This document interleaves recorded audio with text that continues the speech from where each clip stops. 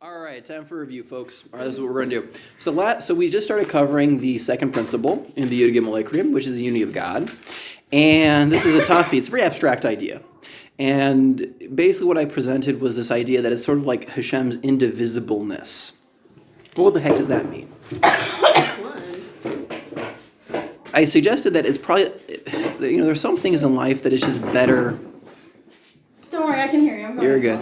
There's sometimes that, in life it's just better to define something, not in a dictionary sort of sense, but more just trying to live it out in your experience. If there are some things that are so complex, you need to use your entire body to sort it out, not just thinking. Yeah, not just thinking it out. That's a very limited way of experiencing life. So we took from the Rambam, he suggested that that for the sake of this concept, for it to be understandable, I guess, or for it to be in the world some way, well, it's really a combination of this idea of Omachu Shemayim, taking on responsibility for reality, taking on responsibility for oneself, but also for the world. And this other idea of, Yitzis Mitzrayim, and we kind of described that narrative. We kind of broke it down to play around with its parts. And what we got out of that story was really what happens when we become nihilistic, when we give up our values. Well, what happens is when we sacrifice our own values, or maybe we don't even really articulate them so well, someone is waiting in the wings very happy to take control of your life for you. That's the idea of slavery. Not every slavery is as punishing as Mitzrayim, but it'd be something as, very commonplace as a parent, let's say. I know as my experience of being a father, man, the last thing that I emotionally want is to see my kids leave me. But they have to leave me. Like, it has to be. I remember with my daughter, she was 4 years old. It was Shabbos night, and she was just like, she was jumping around singing this song that she's a little birdie. She's a little birdie. It was really cute. And it had been, a couple of years, it took us a while to actually have our first kid. So it was meaningful. She existed to begin with. And I'm thinking, well, here I am, Dad. This is great. And she turns the corner and she says, and the little birdie flies away. And I broke down crying. Because it was hard. Because I knew she has to fly away. She has to leave. The little birdie must fly away. Well, there are a lot of parents that don't get behind this idea of you have to let your children leave so that you don't kill them, and I mean literally kill them. A lot of developmental issues are really parents, not just overprotecting their kids, but to the point where mom's going to be such a great mom, dad is going to be such a great dad. That your kids don't want to leave you. As long as you're going to be the good kid. Mm-hmm. And the moment that you need to individuate, the moment you start individuating, trying to figure out who you are, is the moment you're going to pay for it from these parents. That's how you know what game you're playing there. How do the parents respond when you decide to be different? That's rough. And it's for that reason, it's almost like parents in many ways are, they're a victim of their biology. It's like we have to love our kids to such an extent. That's why we invest the time making sure that they survive. But it's like, a little bit later in life, it kind of backfires. It's like you have to. It's almost like the goal from the parent side is you have to be a failure as a parent, in the sense of your goal is to make yourself obsolete, that your kids won't need you, and that's a successful parent. You train your kids into a circumstance where you, the parent, no longer are necessary. That's the bottom line. We also talk about that with the same ideas, right? Yes, that's right. I mean, that's also how you know you're in a normal, caring relationship. Yeah. No. I mean, that's the fundamental characteristic of that. You're in a caring relationship is that they're not trapping you. And they want the best for you, and the best for you means becoming more independent and more capable and being able to give more to the world, and yeah, that's 100% right. Wait, can we It's also codependent relationships. You have this a lot. I mean, it's usually women, because women are just by personality type more agreeable than men by a lot. that, you'll have these men who are like really not doing well. Generally they're alcoholic, they're missing work, they're shirking responsibility, and you see the wife is always trying to clean up for him. The guy falls over drunk in the store. Well, the wife, the codependent wife, is the one who's more than willing to clean up after him. The drunk husband, well, he's missing work. Another time this week, and she's calling in sick for him. No, he's not feeling well. I think it's the flu. She's in a certain respect, she's the master of him, even though she's cleaning up for him.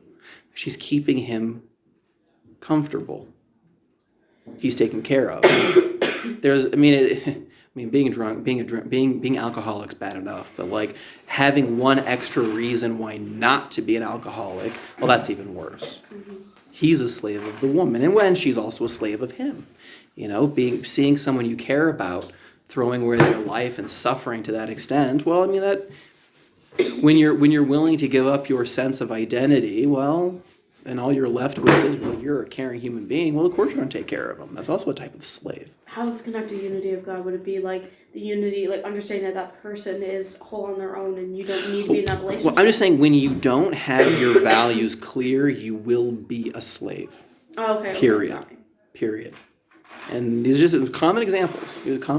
Everyday examples. Not everything is so dramatic like the Egypt story. Mm-hmm. So what we saw from that story was there was a certain sense of being willing to take on values, being willing to take on responsibility. And that willingness was what enabled freedom.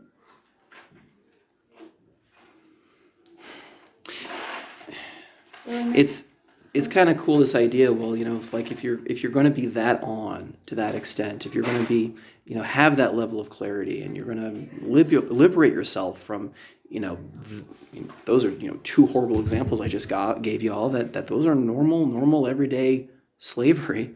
Well, if you're able to liberate yourself from that, well, the only thing that could ever be your master would be something like God, and that's how powerful you become when you have that level of clarity.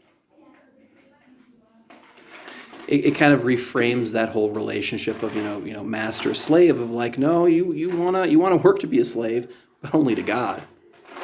And that's also, this idea is also the thing that people who are powerful, like kings, for example, or politicians, they know no bounds, as long as they have some sort of value system. Well, that's what keeps them in line. Having something to believe in, having some sense of there's a higher purpose, that's what keeps them from being corrupt. Well, if you don't have that, you become a slave to power.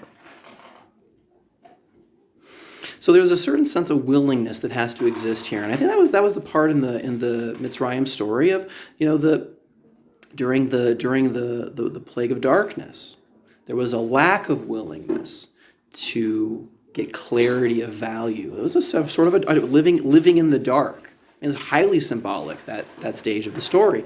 And, well, they didn't make it out. Their lack of willingness kept them in slavery. And we kind of ended off having a bit of a description of, well, what is evil? And evil, again, this sort of symbolism of darkness being, well, evil is something which is not exactly a well articulated formed creation. It kind of presents the idea of this. There's two types of creations, bara and yotzer. That chaos is something which is bara. It's like this very low level lack of detail, sort of everything kind of started as bara, and then God took from this sort of, I kind of imagine, tohu vavohu is this mush of chaos, and gave it form. Well, form is good. Form is light. Form is what ethics are, and evil is lack. It's darkness. It's something we fill. And it was kind of encouraging this idea that, well, if that's what evil is, well, it kind of makes sense then why the world actually is getting better on every measure of human suffering and is only continuing to get better, because the thing which is good is the most sophisticated part of our world. All we have to do is fill in evil. All we have to do is fill in emptiness, and you have a better world. That's not to say that there's no suffering. Well, you got it. There is pain. There is suffering. That's just the way the world is built. But man is built in such a way where it's a solvable problem. And that should give some encouragement. So, given this sort of theme of willingness or willfulness, I thought it'd be a good idea to kind of go through and describe what those things are, and maybe even get a better picture of idea of the self, and kind of refine or maybe even update our ideas of who we are. I think a good way of thinking of willfulness is reducing the complexity of life to one single thing. It's what you want now. That's willfulness. It doesn't matter what the consequences are going to be in the future. It doesn't matter what you learned about in the past.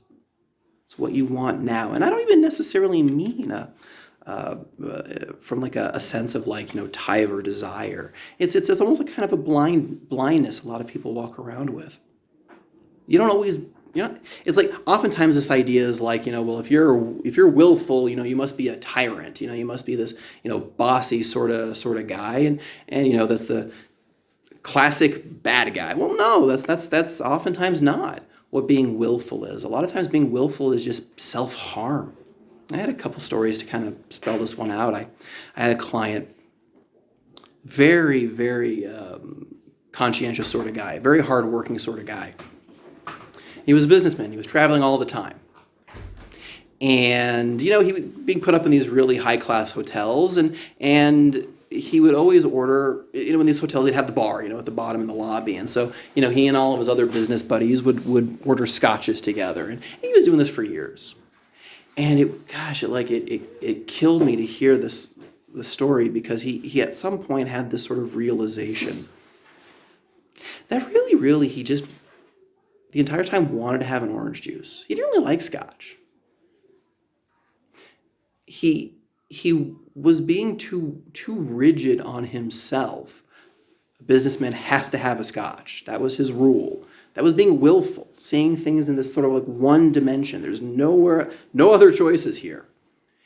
And it was the end of his career. He was basically retiring. And he just realized, like, all these years, like, he just wanted an orange juice. And it was such a small thing. It's such a sweet thing to want that. And the fact that he denied that, it's like, well, why did you unnecessarily make your life less enriching? Like, it was such an easy thing to do. Just be open to being different. Order the orange juice. That's a type of willfulness. And another example of this sort of thing is, having the world has to be the way you look at it a lot of times. And this is more, I think, everyone kind of has this problem in the business world. More so women, funnily enough. Expecting to get a raise. You think, you're hardworking, you don't want to make waves. You're doing such a great job. Well, of course your boss noticed. And that's how you demand the world to be. He ought to notice. He should have seen all the good work. And you are. Usually, in these sort of situations, the employee is actually doing a really good job. Well, the boss doesn't notice.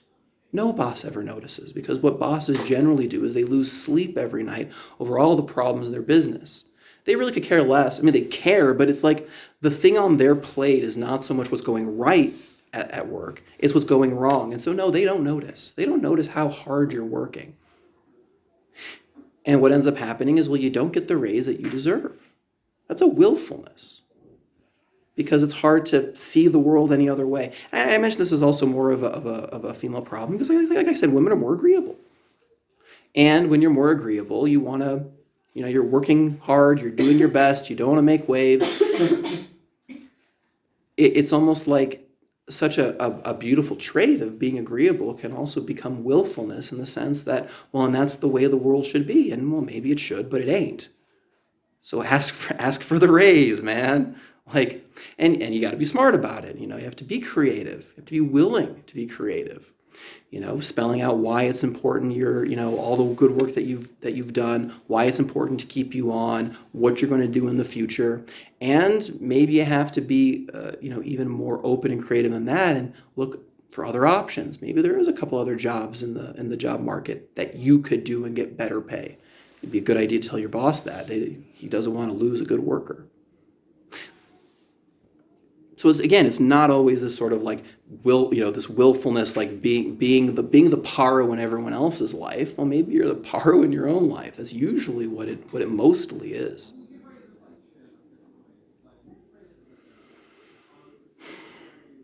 But there's a reason why we're compelled to be willful. We're all willful. Because the way that we see the world is, I guess, like a good shorthand definition of our identity. Our identity is going to be wrapped up in our memories. It's wrapped up in how we see the world and how we see ourselves. It's like a cheat to relating to yourself, so you don't have to constantly think who are you, because you better believe that you are different every day of your life. You just don't notice it. So it's actually a very useful tool, how you define yourself. It gives you stability. It's something that, maybe you shouldn't be so open and creative with, because then you lose the sort of personal stability that enables you to get through life more or less okay. Not having to reinvent yourself all the time. So there is a push why it would be a good idea to be willful. So I guess what I'm kind of presenting to you is this different way of looking at your identity is not something set in stone, but as a tool. It's not something which is intrinsic in you, but it's actually something you choose to act out. Now that's kind of a funny thing, because if what I'm suggesting is true, and there's a lot of psychological research that definitely points to this, if your self is really a behavior, you're selfing, all of a sudden you have a lot more control of who you are than you thought. You're not exactly as limited as you thought you were. What it seems to be, this behavior of selfing, is really you're doing two things. You're comparing yourself by separating yourself from other people. I am different because. And it's also a demand that you be included in what you're comparing yourself to. So it would be kind of something like this, simple definition of self. I'm dumb. Well, what you're really doing is you're comparing yourself to other people. I'm dumber than other people. That's the comparison part. That's what separates you from other people. The demand for inclusion is, I'm dumb, therefore take care of me. It's also a demand to be of what you want other people, how you want other people to treat you. And the same thing goes, well, I'm smart. You're comparing yourself. I'm smarter than you, and the demand you have is, therefore listen to what I have to say because I have something worthwhile to say. It's always how I'm different and what I want others to do with me. So that's the case. If what we're doing when we define who we are is really just a behavior, it's worth stopping for a second and breaking down, well, what do researchers have to say about behavior? Because if you can kind of pop the hood and figure out how behaviors work, well, then you're much more empowered to start changing that behavior, to change the way you see yourself. So I'm going to give you a psychology 101 here on behaviors. Behaviors basically have three components to them. They have an antecedent. It's what leads to or increases the likelihood of the behavior. With my kids, when I want them to follow the rules, mind what I have to say, mornings are tough, sit down and have breakfast. That's the behavior I want. That follows the antecedent. Well, a great antecedent would be make sure they get 8 hours of sleep so they're less ornery. So they'll actually listen to me. That's a great antecedent. Or saying, please, could you please sit down at the table? That's a great antecedent. It's whatever increases the likelihood of a behavior. Take that into account. Then there's the behavior itself, the kids sitting down and having their cereal. And then the consequence, the fact that I pat them on the head, say good job, give them a hug, that increases the likelihood that they're going to actually do that behavior again. Behavior is rewarded. And the more it's rewarded, the more you're going to do it. Well, it's not just that rewards increase behavior, but also punishers. If I were a tyrant with my kids, me yelling at them every time they didn't eat cereal, well, that in the short term would increase the likelihood that they would be sitting down having cereal. Positive reinforcement always works better than negative It reinforcement. always works better. You have to have a little bit. But in general. Because the reason is you don't want to be the figure that they despise. That's really what punishing does. Is whatever you're about just hurts me and I don't want to have anything to do with you. That's really what you're doing with punishing. So,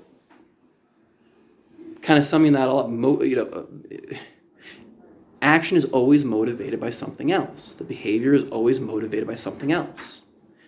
The way you look at yourself is motivated by something else. What are the antecedents in your life that are increasing the likelihood of how you're looking at yourself? And what are the consequences? How are they reinforcing how you look at yourself? And these reinforcers kind of come in two versions. One is, the external world. You see something and it inspires a feeling.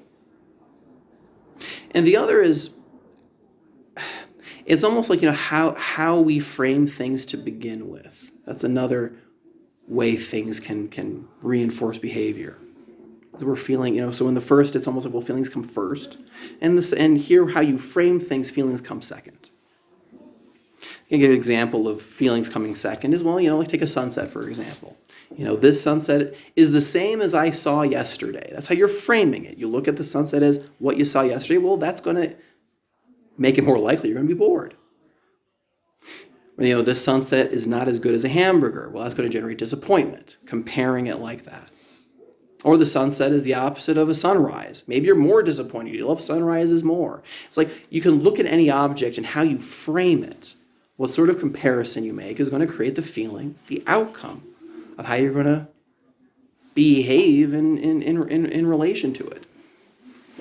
So I'm not trying to bore you with all these details, but just the main point I'm trying to get across is just how dependent what you do is to everything around you. Who's the master surrounding your lives?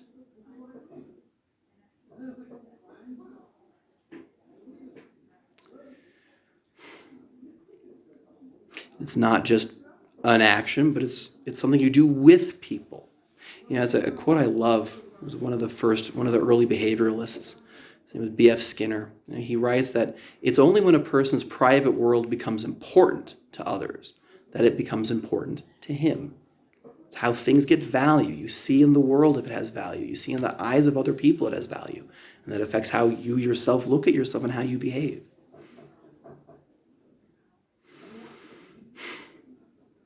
And at the bottom line of what this behavior of selfing is that's a way that you get to predict your behavior. So you don't have to live in terror. What am I going to do? Well, you know what you're going to do. You're able to predict it more or less. That's the other point I'm trying to bring out here. So kind of stepping back and seeing all this complexity, what are you trying to do? How do you overcome yourself? Well, that's really transcendence, is being more than what your identity is. Behave differently. You have to be able to see the picture. What are the antecedents in your life? What are the consequences in your life? Why does it matter to other people what you're doing, and how are they affecting your behavior? And are these in line with your values? You have to have all this on the table. Because once you're able to see it, to be the observer of your life, well, then you get to start making choices then. That's the moment you have free will, is when you admit to how you've been behaving in this, this complex way, to say the least. We have the ability to reframe our lives. We have the ability to change the way we feel. And the only reason why it's difficult is because maybe we have bad habits in the way we see ourselves. And maybe that's all it is. Maybe it's not the things you dislike about yourself. Well, that's just who you are. No, maybe that's not who you are at all. Maybe it's just like picking your nose. So just stop picking your nose. It's a bad habit. It's the most direct way to get certain things, though. The what? Yeah, say what's your point? What are you saying? There are certain, like, let's say you're in the privacy of your own home, right? Let's say. And there is something in your nose. There's something in your nose. Would take, if you were to use, you know, the most basic approach of blowing your nose, it would take about like 15 different tries. Because it's like somewhere in a very awkward position. Yeah. But because you have dexterity with your finger, you can just kind of yoink it out of there. Just yoink it out. Get right in there. It's in the certain situations, it's the most straightforward and logical path to get to what you want. That would be being a master of yourself. That's overcoming a bad habit. It's going to be context specific. It depends where you're at. But if you don't see that, you don't see that. That's the point I'm making. You want to be able to make a choice where you pick your nose. You don't just pick it. All right. So in order to change yourself, you have to develop two skills. One is you have to increase awareness of what's going on in your life. That's the hardest. Because there's a lot of things you just don't want to experience. There's a lot of pain. There are a lot of bad thoughts. There are a lot of bad experiences. And we have this, we're kind of trained at birth. If something is bad, run away from it. And in the external world, that makes a lot of sense. Like that, it's very successful. If you see a very hungry lion, avoid it. So it's a good strategy. Just the problem is you can't really do that with your internal world. So you have to be willing to feel what you're feeling. You have to be able to make contact with it, interact with it. Be able to differentiate, have like sort of a sophistication of how you feel. I mean, I have clients, for example, who they only have two feelings, calm and panic. That's really it. Is you kind of imagine going through life only having two feelings? It's only calm, only panic. That gets pretty messy. That gets pretty messy pretty quick. No, I only said yes when he said only have two feelings. Mm-hmm. Yes, sir. Back in 9th grade, it was only sad or not sad. Right. Well, that's a bad tool. It's a bad tool. That tool. Never happy, just sad. Yeah, right. Not sad. And the part of it, well, of course you're going to be happy. It's just a lot of people don't develop the awareness of when they are. This is a lot of work with people who are suffering from depression is, well, things do make them happy. It's just they don't know what it is. So it's a simple matter of sitting down with people and figuring out, well, in your day, at the very least, what didn't make you want to claw your eyeballs out? Nothing. What were those things? Okay, good. Having a candy bar didn't want to make you claw your eyeballs out. Well, how did it feel to eat the candy bar? What did it taste like? What was it like after you ate it? So by having a greater awareness of the emotions you're having, because emotions are, we talked about this before, emotions aren't just these sort of like personal intense, although they are personal intense experiences, but they're actually giving you information. When you're angry, it's telling you there's an injustice in the world. When you're happy, that means that you have what you need more or less. When you're sad, that means there's a loss. And that's important information to have in life so you can respond to the world appropriately. Now, I just met a girl, this was crazy. She's from South Africa. And, some of the things that are going on in Africa are just messed up beyond belief. And her willingness to receive pain, it was shocking. She started an organization where what they basically do in the morning is her and a bunch of friends get up and they save babies who are thrown in the river. That's what they do with their mornings. Yeah, she showed me a picture of a couple of them. Kids are like interracial babies? No, just babies who weren't wanted. My first thought was, well, do they have AIDS? And it was like, no, they're fine. Just killing babies. That's what they're doing. As one does, like you do. My casual Friday.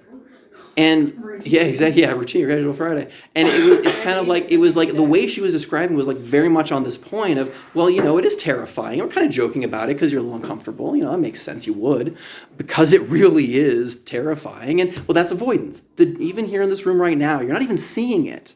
And there's avoidance. Coping mechanism.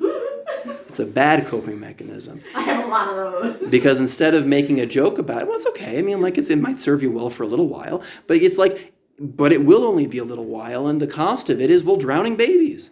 Being willing to That's not the cost of all of our coping mechanisms. I sure hope not. I sure hope not. But being willing to feel the pain was what motivated this person, not making it into a joke, which is normal. I mean, it's not a criticism, but like that's a necessary first step to getting up in the morning, every morning, and save a bunch of babies. What do they do with the babies? They find homes for them. They find homes for them. They find parents. No, people actually want them. Yeah, people actually want them. Good for them. The second is being willing to try something that's different. Do something new. Because I tell you, if you got a problem in your life, chances are the reason is you're just stuck in the same pattern over and over and over and over. And taking the time to being open to how it feels, well, that's necessary information to be able to go on to the next step and say, okay, right, what's my pattern? And I had another client. I mean, this is tragic because sometimes these patterns you mean well. His wife is really suffering emotionally, and they have this pattern where she gets angry very quickly. And we sat down and we were trying to break apart what's going on, and he's a good guy, this guy. Like he really is trying to be there for his wife. But it was like he couldn't see the pattern to fix what was going on. And basically what it amounted to is she'll get angry. She's terrified. She had a hard background, so she's terrified of the future. She doesn't care what he did. She cares that he should fix it, so she's in the future. He's apologizing for what he did. He's making himself a victim. They're not talking to each other. And the fact that he's pointing out, man, I'm really sorry, I screwed up, making himself the victim, well, then she becomes guilty. Now, guilty is just toxic like you wouldn't believe. Linking this intense self-hatred with anger only makes anger worse. And then she comes back, I'm sorry, you're a really good guy, I can't believe you live with me. So her self-esteem is going right in the trash. And he positively reinforces that. No, I love you. No, you're great. Being with you is the most amazing thing in my life. And he means it. But they're caught in this loop. Anger, guilt, positive reinforcing the guilt making anger worse, and that is a cycle of hell. Well, what is he supposed to do? This is what he's supposed to do. Absolutely not. Number one is don't make yourself, number one is see the pattern. Do something different. Anything different will help, but do something different. So we sat down, we kind of worked it out, and what we basically came out with was don't apologize. Be in the future with her. Yeah, honey, this is what I will do in the future to fix this one. And when she and if she, so he's not making himself a victim, she's less likely to be guilty. Great. Well, there's still going to be some guilt left. So what if she comes back being guilty? I'm really sorry you're stuck with me. So however, you have to respond positively. I mean, you can't be cruel. That's not the solution. Yeah, you're right, honey. Sucks to be with you. No, and it's not true. He loves her. Don't worry. Well, what you have to do in that situation is, no, it's okay. I love you. Not so much positive reinforcement, but then the rest of the day, outside of this pattern, buy her flowers, get her candy, tell her how much she means to you.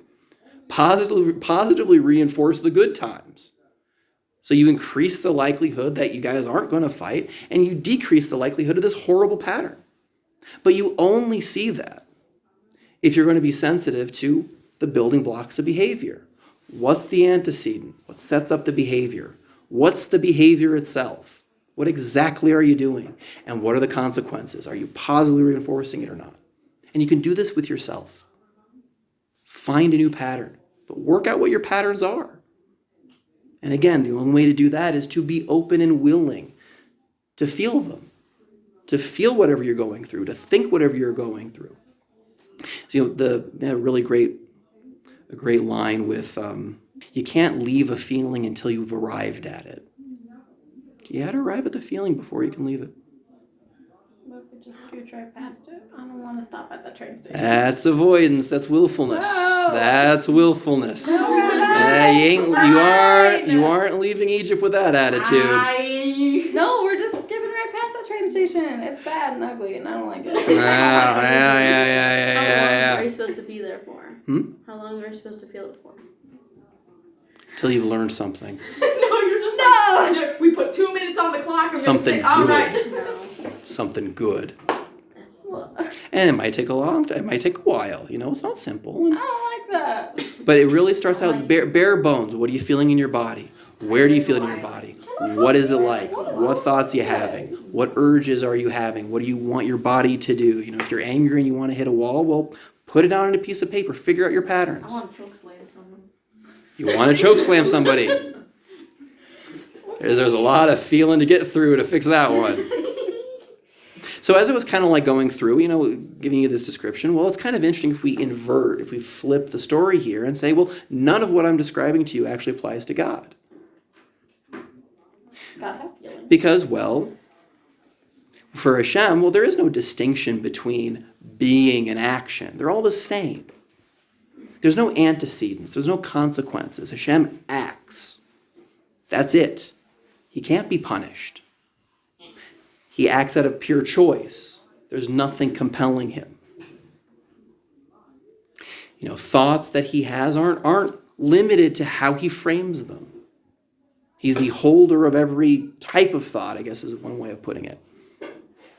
There's no desire for Hashem, like I kind of suggested to you as what you do when you're selfing as a behavior is, well, you want to push for inclusion and you also want to be separate, Well, that's not what Hashem is either. He doesn't have the I'm dumb, dumber than you, take care of me problem that I was talking a little bit ago here. He doesn't follow someone else's rules. He's not in Mitzrayim. There's no social pressure.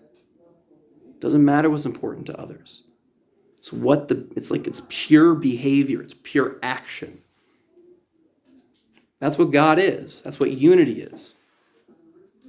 Unadulterated, pure action. And that's what good is. So that's a very powerful thought. You want to do something, you want to make something of your life is, well, whatever it's going to be, act. And don't be pushed into it. It's got to be something that you're not Hashem. It doesn't just come to you. You have to work it out. You have to put it on the table. You have to figure out what's motivating your behaviors. What's positively reinforcing you? And the tragedy with that positive reinforcement, it's not like positive reinforcement is always a good thing. With kids oftentimes when they're misbehaving, one great positive reinforcement is to yell at them because they just want attention. Doesn't matter what you're yelling at them about. They they want you to look at them. So it doesn't always necessarily mean positive reinforcement's a good thing. Or feels good, I guess, is another way of putting it. But by being the observer, being able to step back and look at your life, you can emulate God. That's how you emulate him. By seeing who you are. Seeing that who you are, your sense of self, is not exactly the same thing as your neshama. That I think that would be a fair way of looking at this observer self is, no, that's your soul. That's your tzelem Elokim. You're able to see yourself. You're able to stand outside yourself. You're able to work these problems out. You're built that way. And it's only when you don't see yourself, you fall into your own Mitzrayim. So when you don't see yourself, you don't clarify your values. You don't, with forethought, set the direction you want to go. That's when you become a slave to somebody else. So how do you define who you are? I've already given one idea. Well, you're defined by your behaviors. That's one way of looking at yourself. Figure out your patterns. Another way of looking at yourself is, start taking a personality test. Simplify the problem. One of the only research-based personality tests that exists it's called the Big Five Personality Assessment. It's five personality constructs, and we all have our own unique sort of like fingerprint of identity. Figure out what that is. because like it's kind of like that's the lens you look at the world. So again, it's like it's a very handy to know what your personality type is so you can stand outside of yourself. I'll give you an example. You need a pen. A pen. Good acronym is OCEAN. Openness, conscientiousness, extrovert, agreeableness, or neurotic. I want to define what these are. But it's basically it's a 100 point test. I'm giving you my personality type. Yours? Yeah. Neurotic. They're not. Yeah. I'm not really neurotic. No. Being open is being curious, being being interested in aesthetics or ideas, like to play with ideas, being flexible. It happens to be I'm quite flexible, but man, I'm not as flexible as conscientious. Like that's just hard working, having this innate drive just to work and work and work and work. And it's kind of a funny one because it's not even like being conscientious means you're happy or get joy out of being conscientious. It's more like I don't feel like my guts are being torn apart. Like that's kind of the feeling of high conscientiousness. It's like having to have things be in order. I'm not such an extrovert. I'm more introverted, but not by much. Agreeableness. I'm actually not so male in this respect. I'm highly agreeable. And I'm not so neurotic. That's good. And but it's good and it's not good because each one of these carries with it a shadow, carries with it a dark side that you kind of have to pay for extremes. Being agreeable, I kind of talked about a couple examples, the not asking for the raise. You actually let people walk over you when you're agreeable. You end up developing resentment. That's the major problem with people who are agreeable.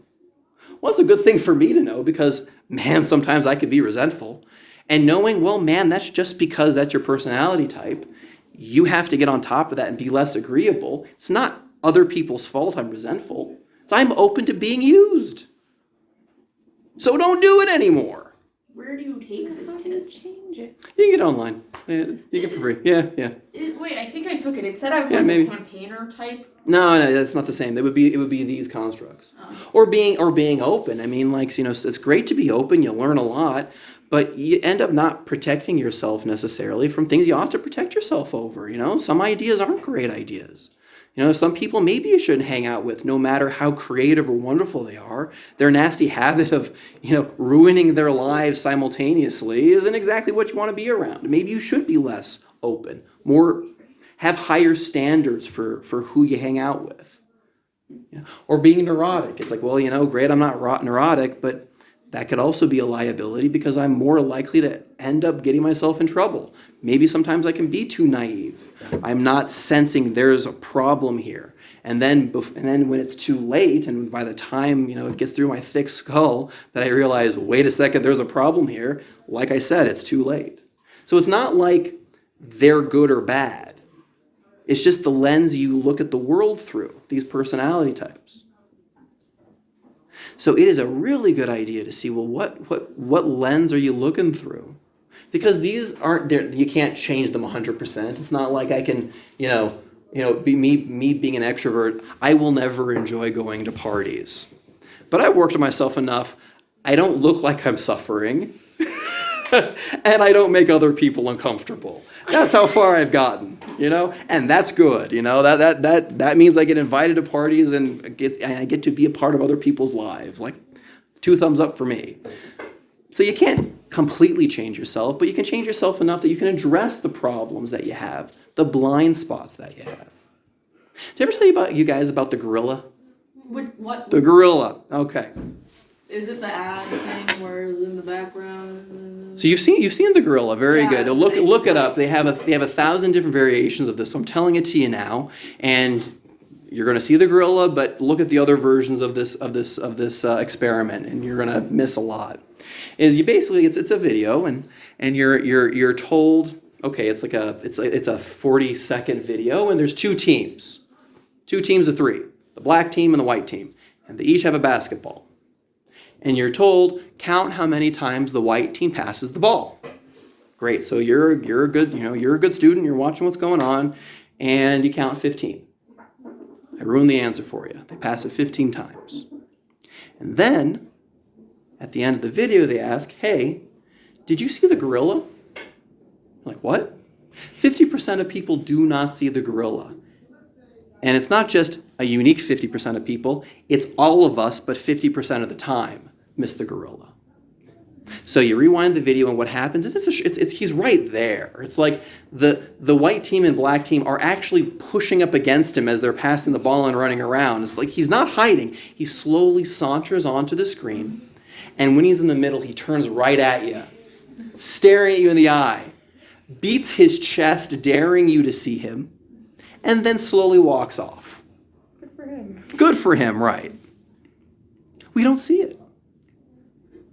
We don't see it 50% of the time. And they've done this experiment. You know, some people criticized, oh, well, it's a video. Maybe in real life people wouldn't make the mistake. They've done experiments where what they'll do is you'll go into a store, you're talking to the store clerk who's standing behind the desk. You know, how much does this hammer cost? The clerk accidentally drops his pen, dives down to get it, but someone else comes up. And it could be you were initially talking to a white male and a black female pops up. Again, 50% of the time, you will not notice because you only see what your goal is. That's what you see. So it's like you're walking blind.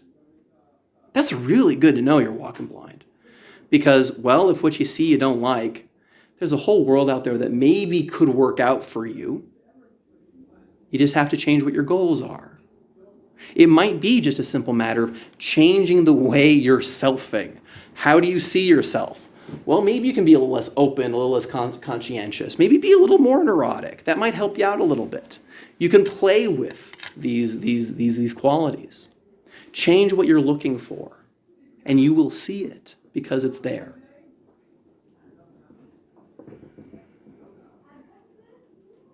Where's your gorilla? Where's your gorilla?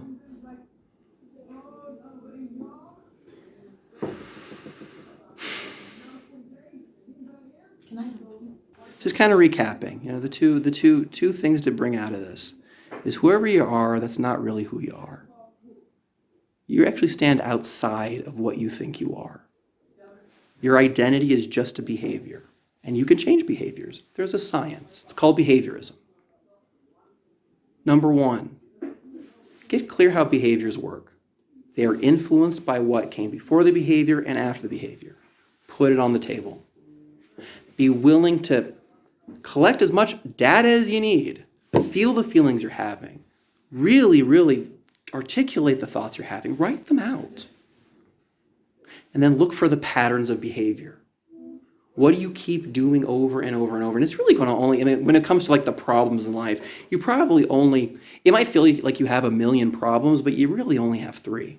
There's going to really only be 3 general patterns, maybe 4 if things are really screwy, that you just keep doing over and over. But you don't notice it because you're not looking for it. The gorilla's walking past you and you don't see the pattern. So put it on the table. Look for the pattern. So you put those things on the table.